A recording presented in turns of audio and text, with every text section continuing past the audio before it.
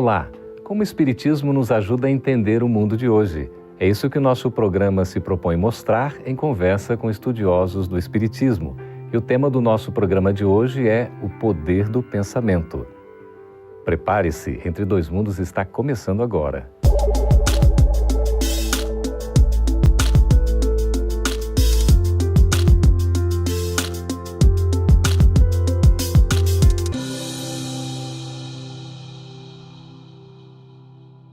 Será que a maneira como pensamos pode influenciar o nosso modo de viver?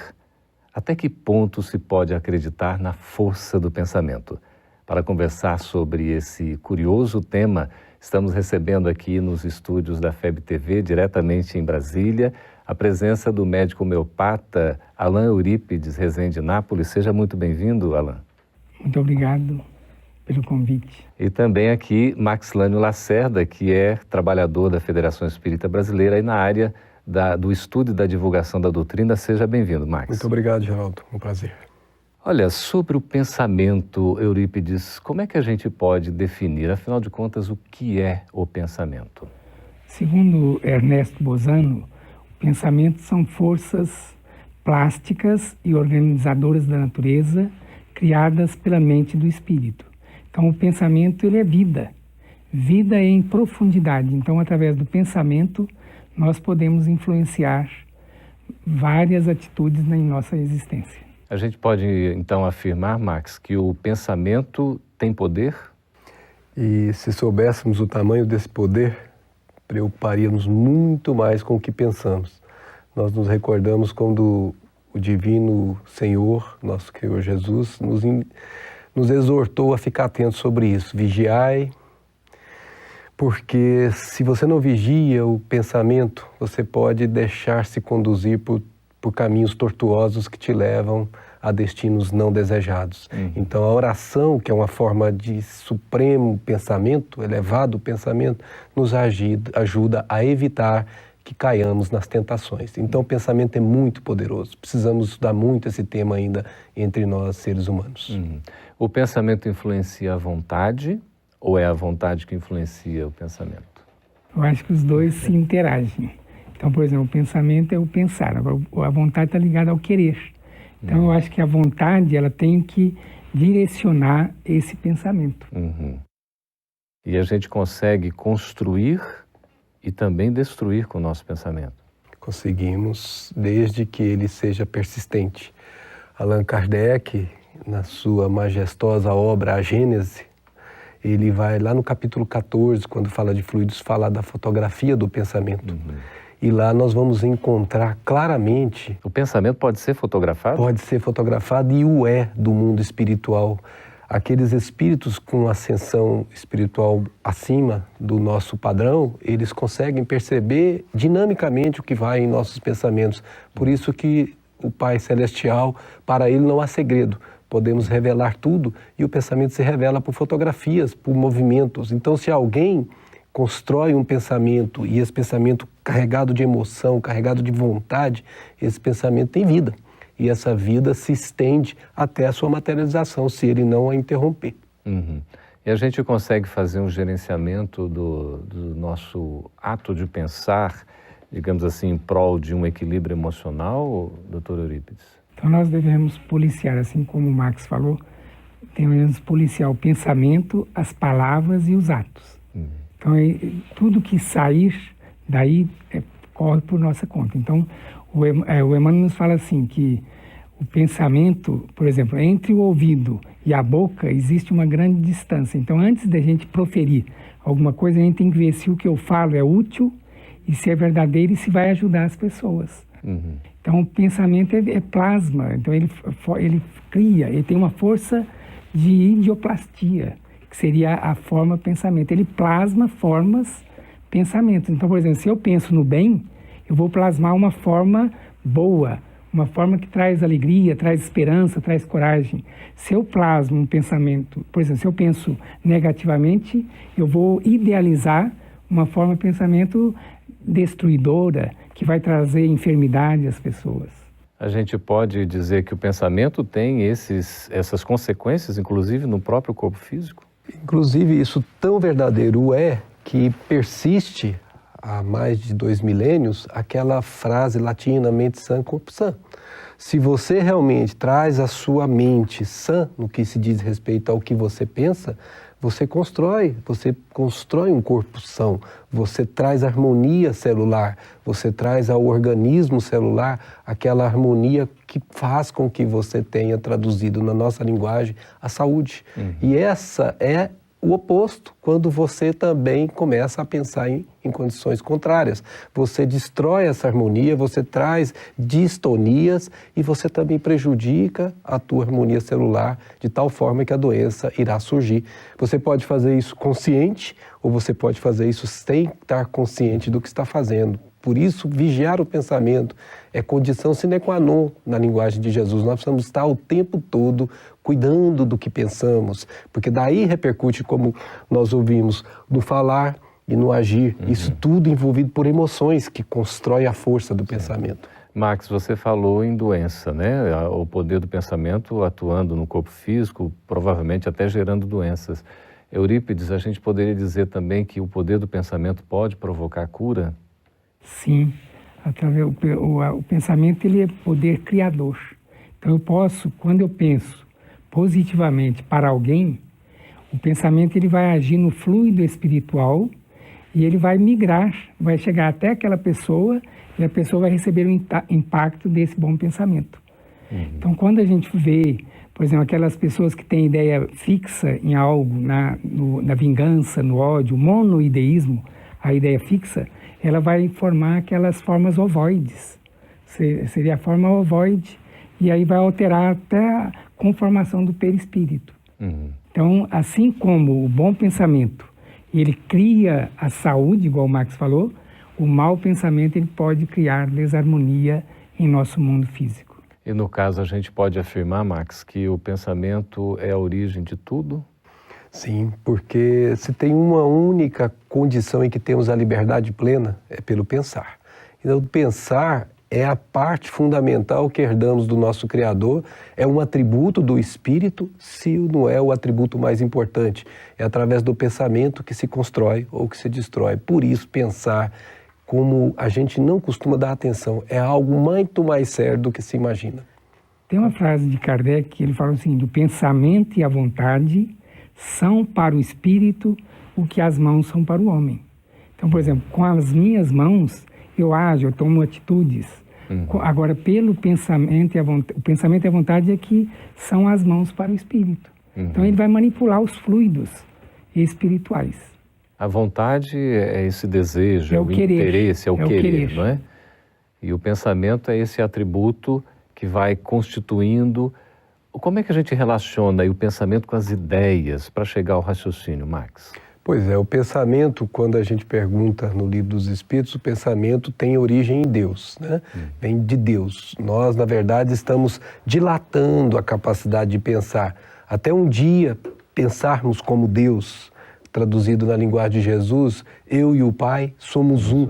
Já tem o pensamento sublime, o pensamento cósmico completo, ele já vibra no diapasão do Senhor. É o momento em que a criatura dilatou o máximo do seu pensamento até alcançar a glória celestial. Max, você vai continuar nos explicando daqui a pouquinho, logo após o nosso intervalo, a gente está conversando sobre o poder do pensamento. Fique conosco, a gente volta daqui a pouco após o intervalo.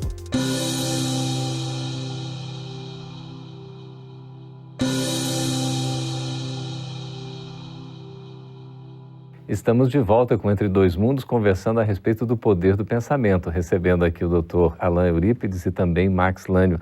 Max, você estava falando a respeito, não é, do pensamento, das ideias, desse pensamento que a gente vai caminhando para uma integração com Deus. Como é que é isso? Então, eu gostaria de pedir a permissão para pedir ajuda para André Luiz. Fique à vontade. Que ele vai nos dar uma informação muito importante quando ele diz assim, no plano espiritual, o homem desencarnado vai lidar mais diretamente, significando que encarnado também lidamos, com um fluido vivo e multiforme, estuante e inestancável, a nascer-lhe da própria alma. De vez que podemos definir esse fluido, até certo ponto, por subproduto do fluido cósmico, absorvido pela mente humana. Então aqui entra onde nós estávamos falando, absorvido pela mente humana, e ele faz uma comparação, em processo vitalista, semelhante à respiração, pelo qual a criatura assimila a força emanante do Criador, esparsa em todo o cosmo, transubstanciando-a, modificando-a. Aí entra a vontade. Sob a própria responsabilidade para influenciar na criação a partir de si mesma. Esse fluido é seu próprio pensamento. Esse fluido que ele transubstanciou é seu próprio pensamento. Pensamento contínuo, diferente dos animais que têm pensamento fragmentário. Então o ser humano tem pensamento contínuo, gerando potenciais, Geraldo, energéticos, olha só a expressão, gerando potenciais energéticos com o que não havia sonhado. Daí porque pensar é de responsabilidade. A Joana de Anjos chega a dizer assim para nós: diga o que tu pensas e quem tu andas, que direi quem tu és e quem tu serás. Tamanha é a expressão que o poder do pensamento tem sobre nossas vidas. Então as suas ideias, Geraldo, precisam ser vigiadas. Nós temos responsabilidade sobre muito isso. grande. Eurípides, como é que fica aí na abordagem do Espiritismo a nossa responsabilidade diante dos pensamentos que a gente emite? Porque a semeadura é livre, mas a colheita é obrigatória.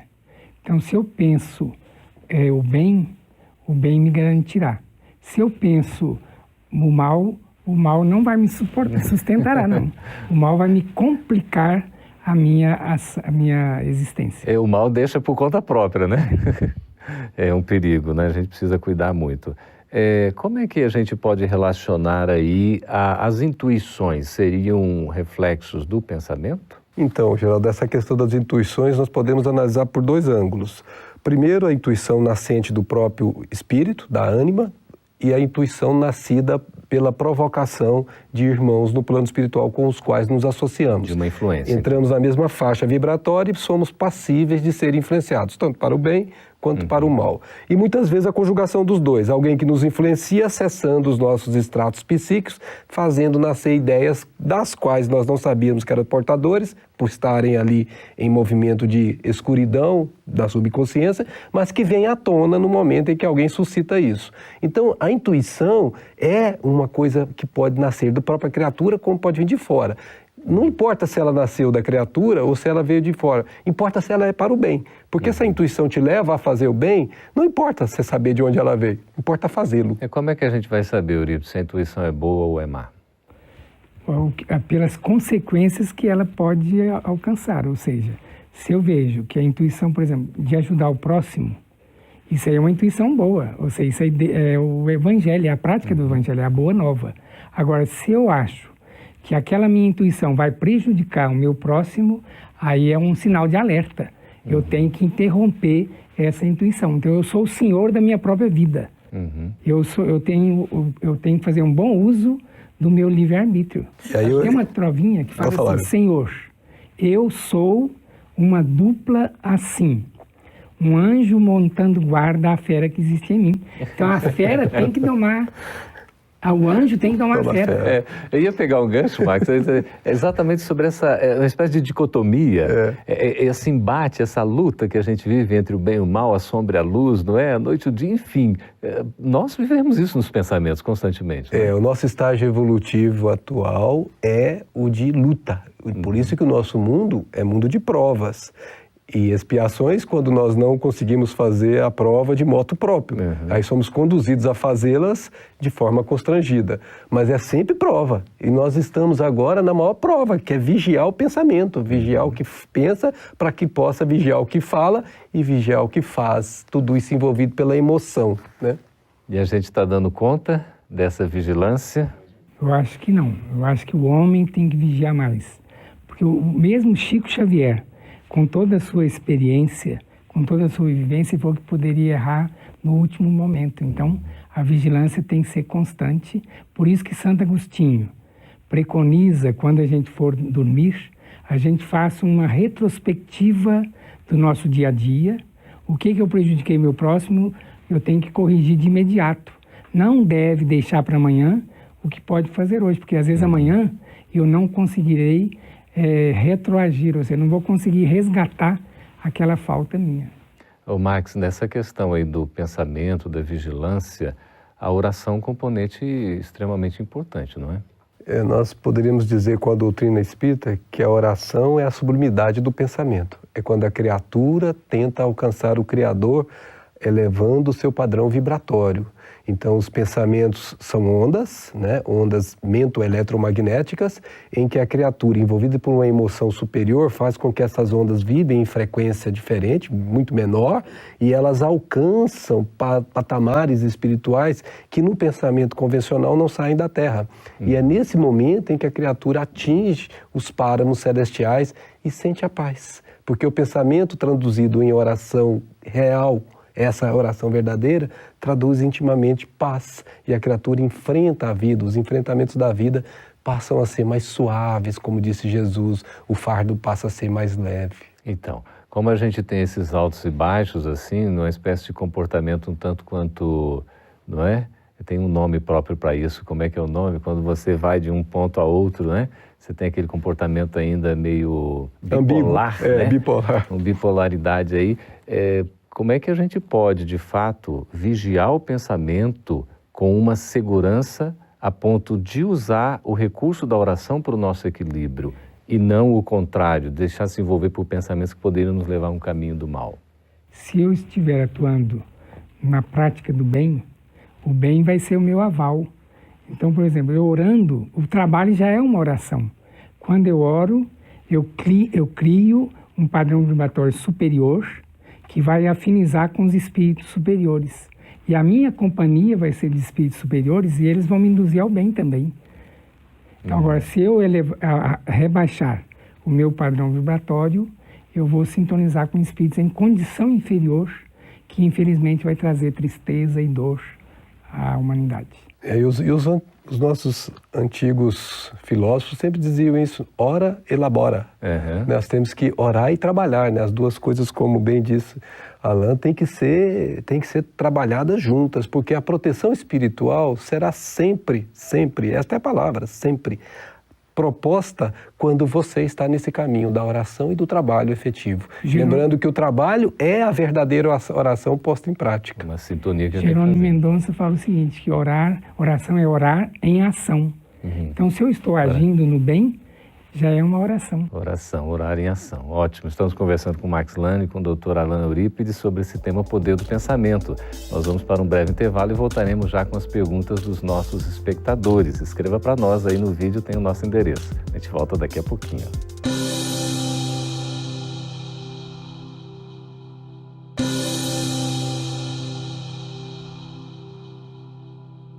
Estamos de volta com Entre Dois Mundos, agora para responder as perguntas de vocês, nossos espectadores.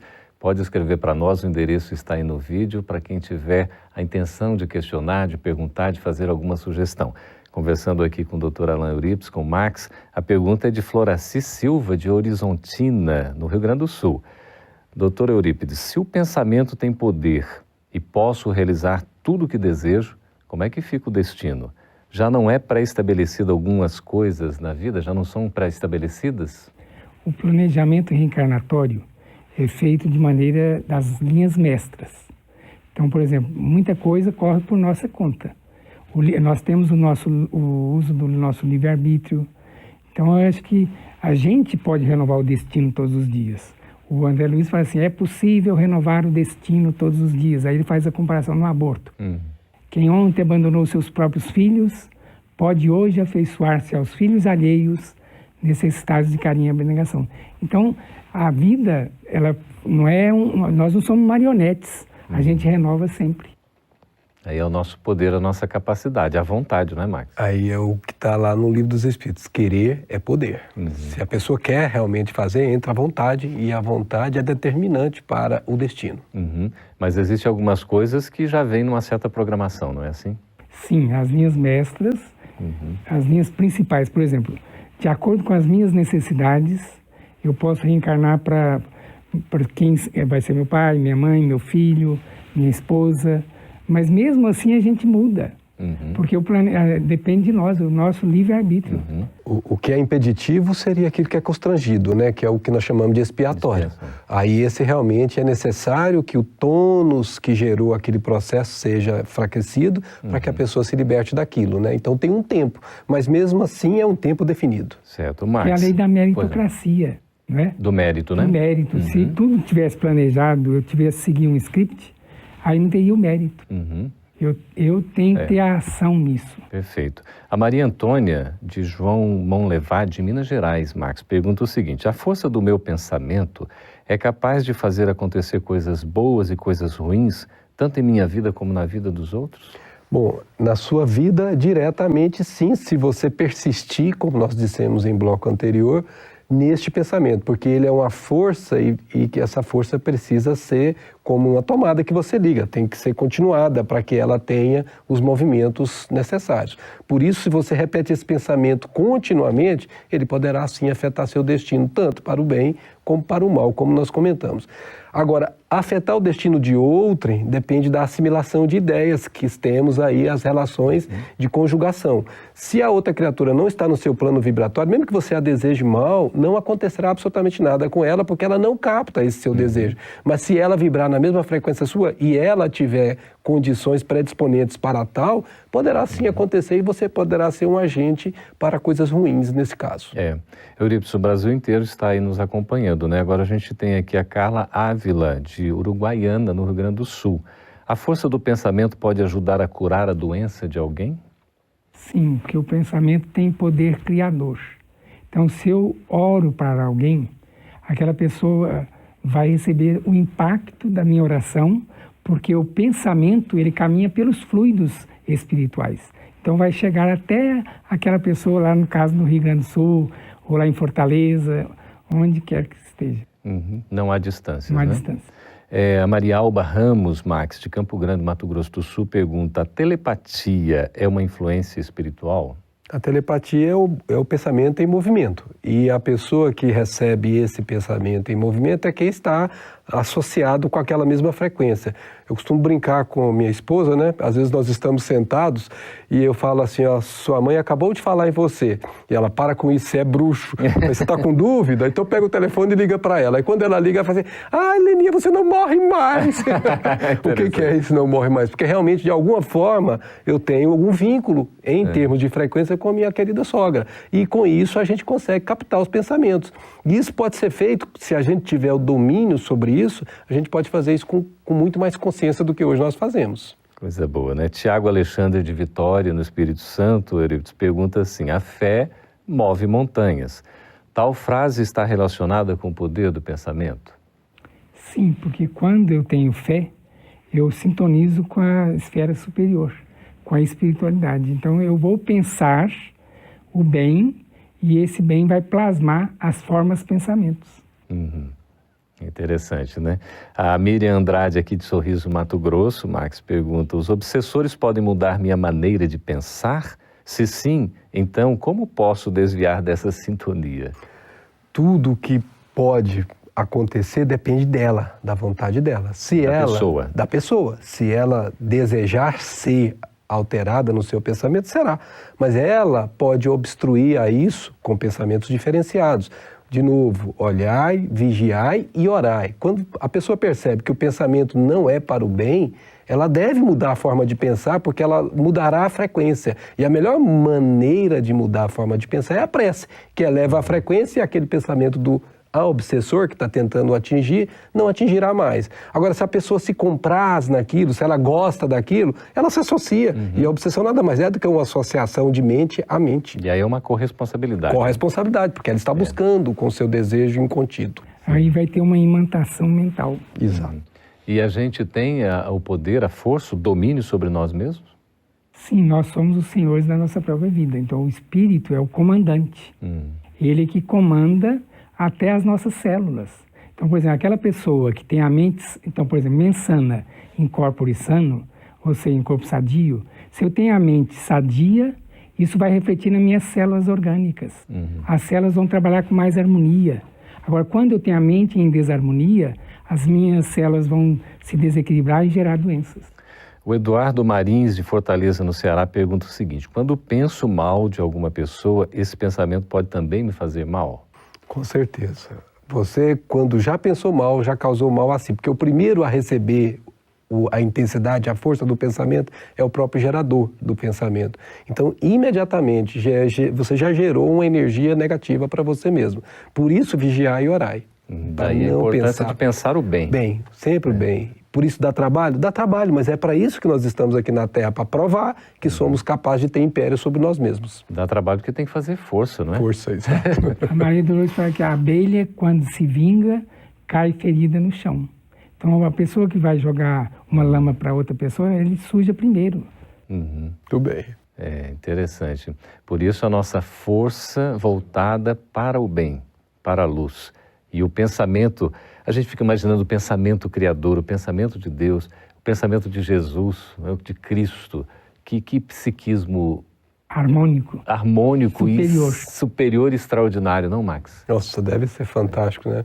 Eu me lembro de Paulo, né, que durante a sua trajetória, que é emblemática para todos nós que estamos buscando este caminho, ele chegou a um determinado momento que ele dizia assim: todo o bem que eu desejo fazer, eu acabo fazendo o mal.